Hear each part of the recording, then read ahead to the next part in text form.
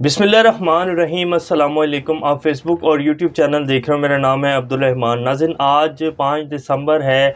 नवाज़ शरीफ साहब वापस आ रहे हैं। उनकी वापसी की राह जो है वो हमवार हो चुकी है। सुप्रीम कोर्ट का एक ताज़ा फैसला है जिसको देखते हुए नवाज़ शरीफ साहब का भी जो केस था ताहियात नाअहली का, वो कमज़ोर पड़ चुका है। सुप्रीम कोर्ट ने ऐसा फैसला क्यों दिया, क्या इसमें कोई आइनी तरमीम की गई हैं और नवाज़ शरीफ साहब वापस आ रहे हैं। जैसे कि आप सब लोगों के सामने पिछले 2-4 माह के अंदर 1100 अरब रुपए के जो केसेस थे, जो नैब रेफरेंसेस थे, वो सारे वापस भेज दिए।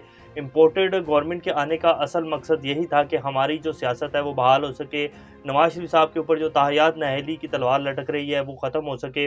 तो नवाज़ शरीफ साहब जो हैं वापस आ रहे हैं। इमरान खान साहब ने असम्बलियाँ तोड़ने की डेडलाइन जो है वो दे दी है। वो कह रहे हैं कि जी ये दिसंबर लास्ट मंथ है। अब इस टाइम के अंदर पीडीएम जो जमाते हैं वो सोच लें उन्होंने इलेक्शन कॉल करने हैं या हम जो है असम्बलियाँ तोड़ देंगे और उसके बाद हम पंजाब और केपीके में इलेक्शन करवा देंगे। क्या इमरान खान की असम्बलियाँ तोड़ने के ऊपर पंजाब और केपीके में इलेक्शन होंगे या जनरल इलेक्शन कॉल कर दिए जाएंगे, ये भी आपके सामने रखेंगे। परवेज़ इलाही साहब ने समी इब्राहिम साहब को बोल चैनल के ऊपर एक ताज़ा इंटरव्यू दिया जिसमें उन्होंने मोनस इलाही साहब के बारे में भी बात की। इमरान खान साहब जो असम्बलियाँ तोड़ने जा रहे हैं और क्या समरी परवेज़ इलाही साहब ने जो है इमरान खान साहब को दे दी हुई है, इसके बारे में उन्होंने कंफर्म किया। और जो जनरल बाजवा साहब के हवाले से मोनस इलाही साहब ने एक निजी टीवी को इंटरव्यू देते हुए कुछ इंकशाफात किए थे, उसके बारे में परवेज़ इलाही साहब क्या कहते हैं वो भी आपके सामने रखेंगे। एक बहुत बड़ी अहम तैनाती जिसका जिक्र हम कल भी हमने किया था ब्लॉग में, लेकिन बाद में वो खबर आपके सामने रखना जो है वो भूल गए, ये भी आपके सामने रखेंगे। इससे पहले अगर आप लोगों ने चैनल को सब्सक्राइब नहीं किया तो रेड बटन को प्रेस कर लें और बेल आइकॉन को भी प्रेस कर लें ताकि लेटेस्ट अपडेट्स आप लोगों को मिलती रहें और ये जो हमारा ताल्लुक है ऐसे ही जुड़ा रहे। सबसे पहले हम बात कर लेते हैं कि इमरान खान साहब असम्बलियाँ क्या तोड़ देंगे, तो और इसके साथ साथ इमरान खान साहब के जो गेम है सारी इस टाइम पाकिस्तान की सियासत में जो चल रहा है सब कुछ एक अजीब सा बहरान है। पाकिस्तान की जो इकॉनमी है उसके हालात बदतरीन हो चुके हैं। 1971 के बाद पाकिस्तान की इकॉनमी जो है वो इतनी ज़्यादा डिस्टेबलाइज है। पाकिस्तान का डिफ़ॉल्ट होना जो है वो जो सूरत हाल चल रही है, इसहाक डार साहब से बिल्कुल भी कुछ नहीं संभल रहा है और जो सूरत हाल है किसी भी टाइम पाकिस्तान जो है वो डिफ़ॉल्ट हो सकता है। एलसीज जो हैं वो पिछले 6 माह से ओपन नहीं की। जैसे ही एलसीज को ओपन किया जाएगा डॉलर जो है वो 300 से ऊपर चले जाएगा। इसहाक डार साहब ने दोबारा से डॉलर को जो है आर्टिफिशियली रोक लिया, जैसे कि पहले उनके कारनामे थे। अब डॉलर ओपन मार्केट में जो है वो 250 से भी कभी नहीं मिल रहा है और आर्टिफिशियली जो रोका हुआ है 222, 23, 24 के ऊपर जो है डॉलर ट्रेड हो रहा है। और ये इसहाक डार साहब ने अपने जो कारनामे हैं वो करना शुरू कर दिए हैं जैसे कि पहले वो करते रहे हैं। तो इकॉनमी के हालात बिल्कुल भी ठीक नहीं हैं और जो हमारे हुक्मरान हैं वज़ीर-ए-आज़म शहबाज शरीफ साहब जो हैं वो क्या कहते हैं वो भी आपके सामने रखेंगे। लेकिन इमरान खान साहब ने अपने तमाम जो सूबाई और नेशनल असम्बली के मेंबरान हैं उनको हदायत जारी कर दी है कि आप अपने अपने हलकों में जाएं और इलेक्शन की तैयारी करें। अगर पीडीएम इंतखाबात से ऐसे ही भागती रही जैसे कि आप भाग रहे हैं तो हम मज़ीद वक्त ज़ाया किए बगैर पंजाब और केबीके के सुबह इंतखाबात के लिए जाएंगे और कौमी असम्बली के इंतखाबात जो हैं वो बाद में होंगे। ये इमरान खान साहब ने बाकायदा हदायत कर दी हैं। क्या जब इमरान खान साहब पंजाब और केपीके की असम्बलियाँ तोड़ेंगे तो पाकिस्तान में सिर्फ पंजाब और केपीके में इलेक्शन होंगे? तो ऐसा इम्पॉसिबल है, ऐसा बिल्कुल नहीं होगा। पाकिस्तान की इकॉनमी के हालात ऐसे नहीं हैं कि पहले पंजाब और केपीके में इलेक्शन हो जाएं, जो कि दोनों बहुत बड़े सूबे हैं, और बलूचिस्तान और सिंध के जो इलेक्शन है वो बाद में हो और उसके साथ साथ वफाक के इलेक्शन भी ना हो। तो ऐसा हरगिज़ नहीं हो सकता। पहले यही इम्पोर्टेड हुकूमत जो है ये कह रहे थे कि जी आप इलेक्शन वो असम्बलियाँ तोड़ें, हम इलेक्शन करवा देते हैं और जनरल इलेक्शन कॉल कर देंगे। लेकिन जब इमरान खान साहब ने ये बात की कि जी हम पंजाब और केपीके के इलेक्शन करवाएंगे, असम्बलियाँ तोड़ देंगे, तो इन्होंने कहा कि जी आप पंजाब और केपीके की तोड़ दें, हम उन्हीं में दोबारा इलेक्शन करवा देंगे। लेकिन अब इसके ऊपर जरदारी साहब जो हैं वो बिल्कुल भी तैयार नहीं है और वो कहते हैं कि नहीं जी ऐसे नहीं होगा। अगर इलेक्शन होंगे तो फिर पूरे पाकिस्तान में होंगे, क्योंकि उनको अपने सिंध का ख़तरा पड़ा हुआ है।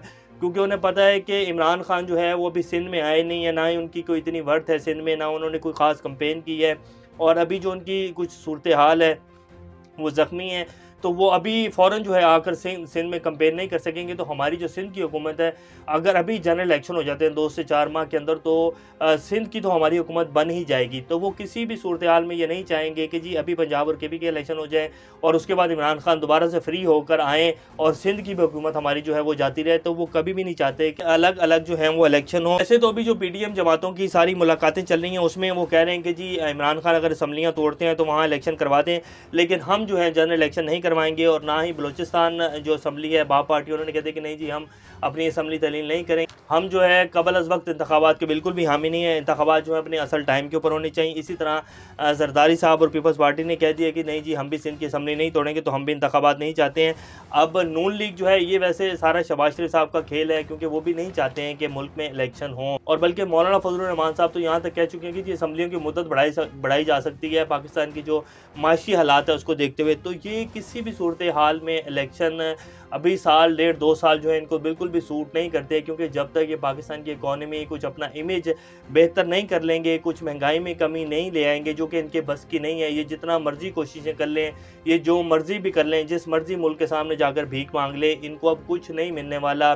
क्योंकि पूरी दुनिया के जो ममालिक हैं, ख़ास तौर पे जो पाकिस्तान के दोस्त ममालिक हैं, उन सबको पता है कि ये हुकूमत कैसे आई है, जनरल बाजवा साहब का क्या किरदार था, कि पाकिस्तान में पिछले 7 माह में क्या हुआ है। तो कोई भी इनको जो है पैसे देने के लिए तैयार नहीं है, और कोई भी इनको जो है बेल आउट पैकेज देने के लिए तैयार नहीं है। पैसे इन्हें मिल नहीं रहे, इकॉनमी के हालात जो हैं बिल्कुल आप सब लोगों के सामने है। महंगाई का जो तूफ़ान खड़ा हुआ है और अभी मज़ीद महंगाई का जो तूफ़ान आने वाला है, उससे आवाम का क्या बनेगा, बस अल्लाह ही रहम करे। तो अब इनकी जो फर्स्ट प्रेफरेंस है वो यही है कि जी हम इलेक्शन से भागें, इलेक्शन हमें किसी भी सूरत हाल में सूट नहीं करते हैं। शहबाज शरीफ साहब कहते हैं कि इमरान खान की सियासत का मकसद सिर्फ इक़्तिदार का हसूल है। अब बंदा इनसे पूछे कि आपकी सियासत का क्या मकसद है, आपने पिछले 7 माह में आके कौन से कोई आवाम की बेहतरी में कोई तोप चलाई है, या आवाम को कोई बहुत बड़ा रिलीफ पैकेज दिया है। आपने तो आवाम की जो हड्डियों से गोश्त नोच लिया, आपने तो आवाम का बेड़ा गर्क कर दिया है, मुल्क को तबाही के दहाने के ऊपर ला के खड़ा कर दिया। और आपको सिर्फ आपने पिछले 7 माह में किया तो अपना NRO लिया, अपनी सियासत बचाई, अपने भाई साहब का जो केस है उसके लिए तरमीम की है, और अब वो भी वापस आ रहे हैं, और इनकलाबी लीडर वहाँ से लंदन से इनकलाब लेके आ रहे हैं, और अब वो इस चक्कर में है कि जी हम आकर जो है इलेक्शन जीतेंगे और नवाज शरीफ साहब जो है वो दोबारा वज़ीर-ए-आज़म बनेंगे। तो ये सुहाने ख्वाब देख रहे हैं, जैसे कि जरदारी साहब देख रहे थे कि मैं अपने जाने से पहले बिलावल भुट्टो को वज़ीर-ए-आज़म बनना देखना चाहता हूँ। ये 22 करोड़ आवाम का मुस्तक़बिल है, और मुक़द्दर है कि ये लोग इस तरह के ख्वाब देख रहे हैं कि चोरी के इल्ज़ामात, और दुनिया में किताबें लिखी गई हैं इनकी चोरियों के ऊपर, और अब आकर ये जो है कह रहे हैं कि जी हम वज़ीर-ए-आज़म बनेंगे। तो इस तरह की जो है कोशिशें हैं।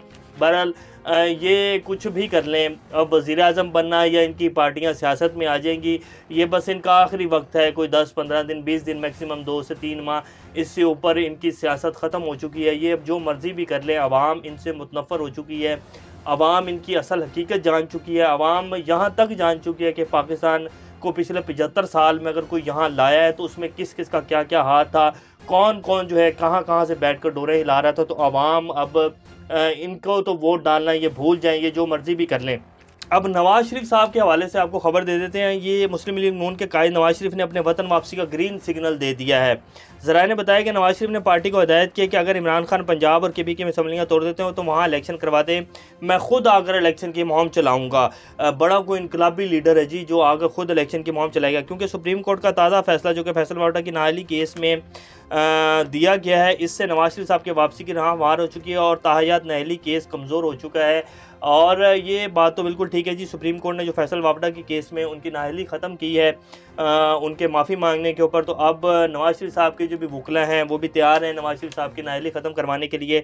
तो जब नाअहली ख़त्म हो जाएगी तो उसके बाद फिर नवाज शरीफ साहब दोबारा लीडर हैं पाकिस्तान के, और वो दोबारा आकर जो है पाकिस्तान में अब इलेक्शन, वैसे ये सारी डील जो है ऑलरेडी हो चुकी है कि नवाज शरीफ साहब वापस आएंगे और इमरान खान जो है उनका किस्सा तमाम हो चुका होगा, उनकी पार्टी ख़त्म हो चुकी होगी। लेकिन अल्लाह जिसको इज़्ज़त दे, और अल्लाह जो है जब चाहे जो कुछ कर सकता है, मेरा मालिक कुन फ़यकून है, तो अल्लाह ने जो करना है वही होना है पाकिस्तान में। ये बाकी जो प्लान्स हैं, जो प्रोपेगेंडा पिछले 7 माह में किया गया है इमरान खान की पार्टी को ख़त्म करने के लिए, जिस तरह के केसेस बनाए गए हैं, जिस तरह के झूठे प्रोपेगेंडे किए गए हैं, जिस तरह आवाम के ऊपर मजालिम ढाए गए हैं, लेकिन होता वही है जो अल्लाह चाहता है। अल्लाह ताला ने इमरान खान को इज़्ज़त दी और पूरे पाकिस्तान की आवाम जो उनके साथ खड़ी है। तो अब नवाज शरीफ साहब वापस आकर भी क्या कर लेंगे, कुछ भी नहीं हो सकता।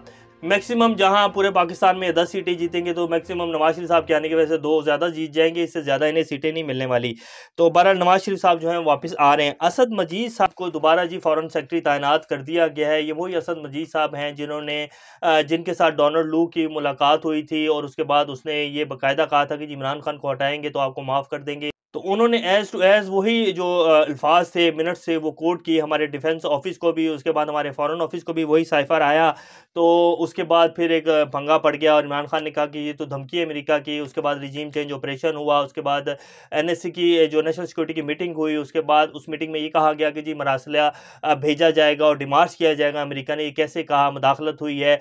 उसके बाद फिर जैसे ही नून लीग की हुकूमत आई, उसमें भी ये कहा गया कि जी मुदाखलत हुई है। और बाद में फिर प्रेस कॉन्फ्रेंस भी हुई और बाकायदा डीजीआईएसआई पाकिस्तान की तारीख में, बल्कि दुनिया की तारीख में कभी कोई डीजीआईएसआई ने आकर बैठकर जो पॉलिटिकल क्वेश्चंस के आंसर नहीं दिए और उनके हवाले से जो है प्रेस कॉन्फ्रेंस नहीं की। अब उसके ऊपर भी जो है जितने बड़े बड़े जर्नलिस्ट हैं, खासतौर पर साबिर शाकिर, समी इब्राहिम साहब, ये सब कह रहे हैं कि जी जनरल बाजवा साहब ने डीजीआईएसआई से प्रेस कॉन्फ्रेंस करवाई और वो एक मुतनाज़ा प्रेस कॉन्फ्रेंस हुई। उसके बाद फिर जिस तरह का हमारे अदारों के खिलाफ अवाम ने जिस तरह का रद्द अमल दिया और जनरल बाजवा साहब की जो लास्ट तकरीर थी वो भी उसी प्रेस कॉन्फ्रेंस का शाखसाना था। और जिस तरह उन्होंने अपनी लास्ट वर्ड्स में जो जो कुछ बोला, उसके बाद उनके ऊपर जितनी तनकीद हुई, तो जनरल बाजवा साहब के खिलाफ बहुत ज़्यादा जो है रद्द अमल आया, अवाम का भी, पॉलिटिकल पार्टीज़ का भी और कुछ बड़े-बड़े जो नाम हैं जर्नलिज़्म के उनका भी।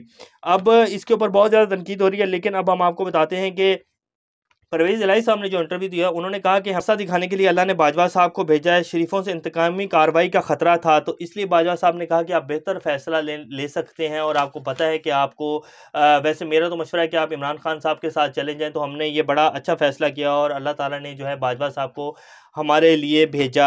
हमारी दुआ थी कि अल्लाह इन शरीफों के लिए कोई जो है वो मूसा भेजे और अल्लाह ताला ने इमरान खान को भेजा और इमरान खान ने इन शरीफों को नथ डाल दी, वरना इन्होंने अपने जितने भी मोहसिन हैं उनके साथ इन्होंने दगा किया, उनको डसा है। जनरल ज़ियाउल हक से लेकर उन्होंने जहांगीर करामत और कितनी फैमिलीज़ का नाम जो है लिया। और ये शरीफ ख़ानदान की वैसे जो है सारा माजी है और इन्होंने ऐसे ही किया है। नवाज शरीफ साहब ने 4 से 5 आर्मी चीफ़ की तैनाती की है और हमेशा हर आर्मी चीफ़ के साथ और अदारों के साथ इनके मामला जो हैं वो ख़राब हुए हैं। इन्होंने हर्जा सराई की है अदारों के ऊपर और जब ये हुकूमत में होते हैं तब ये अदारों के साथ खड़े होते हैं, करारदादें पेश करते हैं। जैसे ही हुकूमत से बाहर होते हैं तो फिर ये अदारों के खिलाफ जो है बुग़्ज़ उगलना शुरू कर देते हैं। डॉन लीक्स को देख लें आप, इंडिया में जाकर उन्होंने जो कुछ किया कि जी मुझे मेरी फ़ौज से बचाएँ, तो ये इनका एक माज़ी है और जो इनके लिए अब अज़ाब बन चुका है। और जो पिछले 7 माह में इन्होंने किया है, सारी पार्टियों ने मिलकर अपनी सियासत को जो है वो दफ़न कर लिया। प्लान तो ये था कि इमरान खान ख़त्म हो जाएगा, अब हम दोबारा से आ गए हैं, अब हम सियासत करेंगे, पाकिस्तान हमारा ही है और हमारे ही बच्चे पाकिस्तान को चलाएँगे। प्लान तो ये था, लेकिन फिर अल्लाह ने जो किया वो आप सब लोगों के सामने है।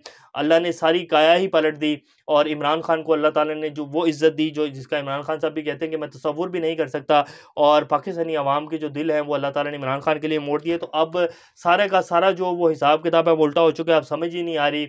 और शहबाज शरीफ साहब जब भी मीडिया के सामने आते हैं उनके आवाज़ जो होते हैं वो उड़े हुए होते हैं, उन्हें समझ नहीं आ रही होती कि मैंने क्या करना है। तो उन्होंने बहरहाल कहा कि जी इमरान खान जब भी कहेंगे हम असम्बलियाँ तोड़ देंगे, 1 मिनट भी नहीं लगाएँगे। और परवेज़ इलाही साहब अपनी इस बात के ऊपर कायम हैं और इमरान खान भी इस बात का ज़िक्र कर चुके हैं कि ये सब कुछ मेरे पास है, मैं जब चाहूँगा 1 मिनट के अंदर असम्बलियाँ तोड़ दूँगा।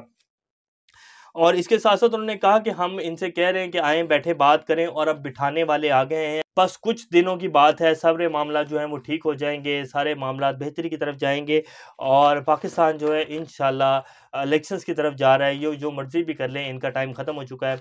अभी तक के लिए इतना ही। अपना और अपने का ख़्याल रखिएगा। अल्लाह हाफ़िज़।